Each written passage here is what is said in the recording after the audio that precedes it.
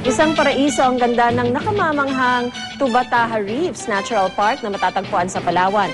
Kahit pa bubuno ang mga bibisita sa dive site ng 10 hanggang 13 oras na biyahe, di matatawaran ang ganda ng makikita sa ilalim ng tubig na tinaguri ang World Heritage Site. Panoorin natin ang report ni Chino Gaston.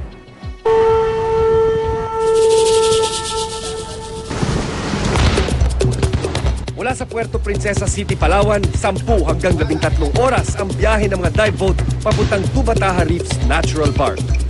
3 buwan lang sa isang taon pwedeng mag-dive sa Tubataha, mula mid-March hanggang mid-June kung kailan pinakamaganda ang panahon dahil hindi malakas ang alon. Saktong bukang liwayway ang dating ng dive boat sa Marine Protected Area, hudyat ng simula ng pagsisid.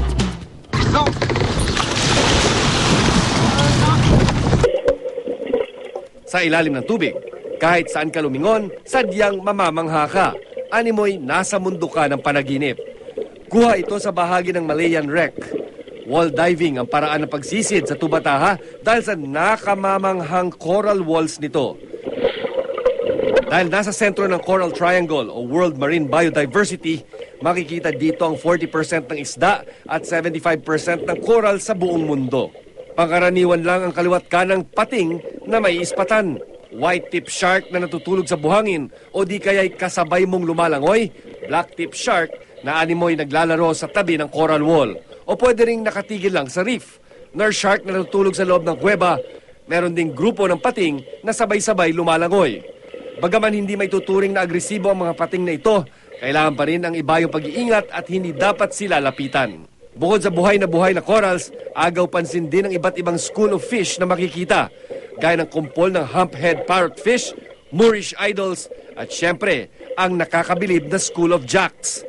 Hindi mawawala mga endangered na pagong na ito na ilang beses din naming naispatan. Merong 15 dive sites sa Tubataha pero sarado ngayon ang 2 dahil sa pagsadsad ng USS Guardian noong Pebrero. 4 to 5 days ang karaniwang live-aboard diving trip sa Tubataha na nagkakahalaga ng 50 hanggang 130,000 pesos. May kamahalan pero sulit naman daw lalo't walang katumbas ang tanawin sa ilalim. Gaano nakarami experiences mo pagdating mo dito sa Tubataha mag-improve ka lalo? As a diver, ako tingin ko after 19 dives, mas naging okay ako na diver. Chino Gaston, GMA News.